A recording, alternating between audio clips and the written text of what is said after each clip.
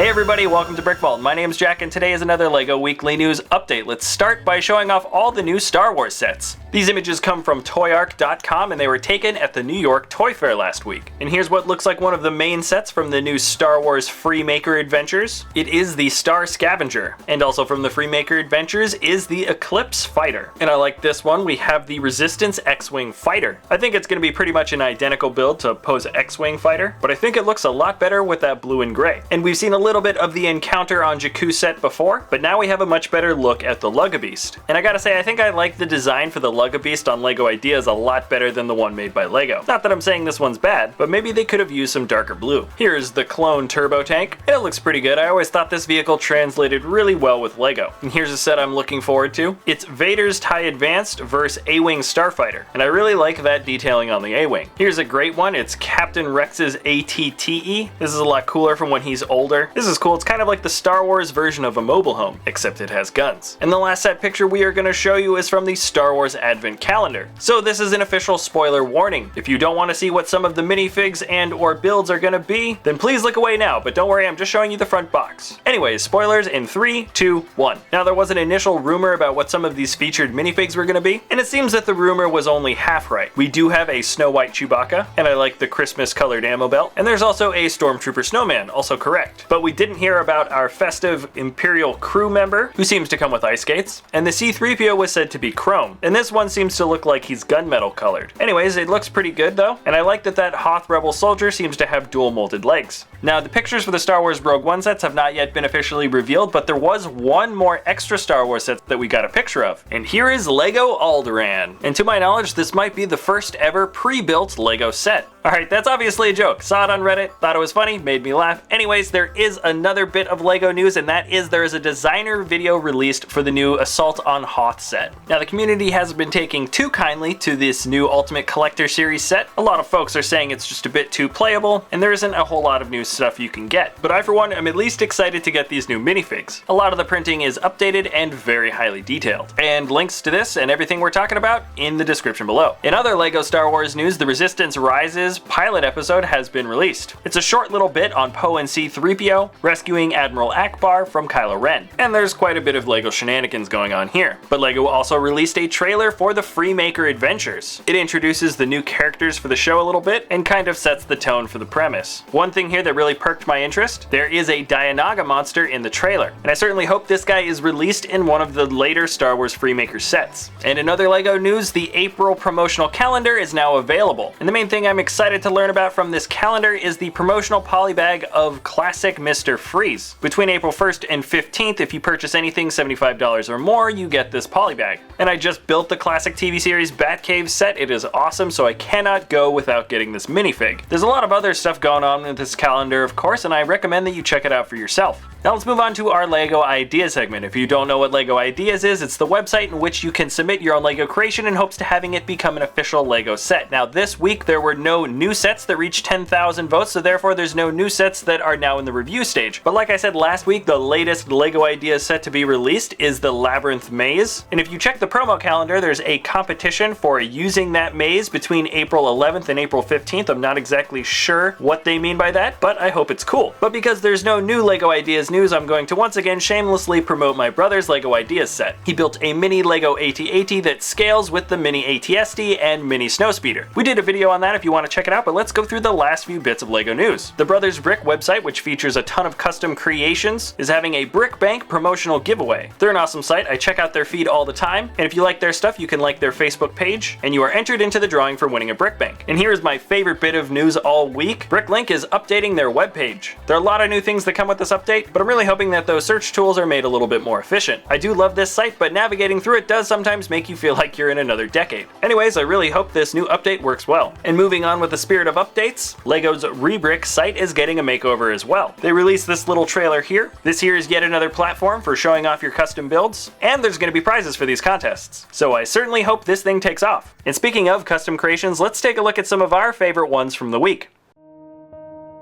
This one here is titled Science is Fun by Josiah N. This microscope looks awesome. I really like the use of the tire pieces at the top and the green phone pieces used as organic matter.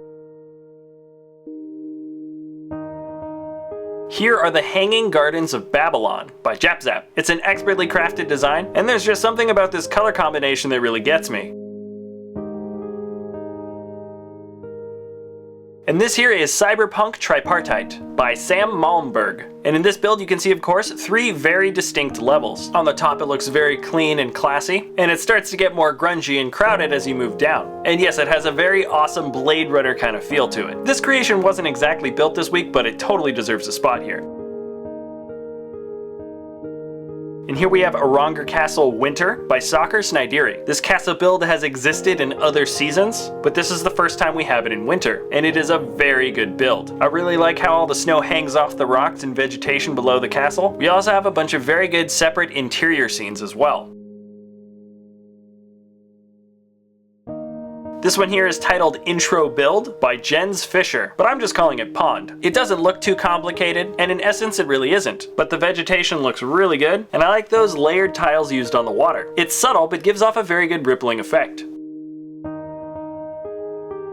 And Valentine's Day was last week, and from that we got a great Clockwork heart build from JK Brickworks, who I have a feeling we'll be mentioning again next week for a successful LEGO Ideas build. But the build of this mechanical heart looks great. I think it works already as a stationary build like this, but this thing here actually ticks. The creator's video will be linked in the description below, and I believe he also provided instructions. And once again, there will be links for everything we talk about and more in the description below. Alright, that is it for this episode. Tune in same time next week for another LEGO Weekly News update, and if you want to get any of this information earlier throughout the week, you can always check us out on Facebook or Twitter. If you enjoy our content, feel free to subscribe, and we will see you next time at BrickVault.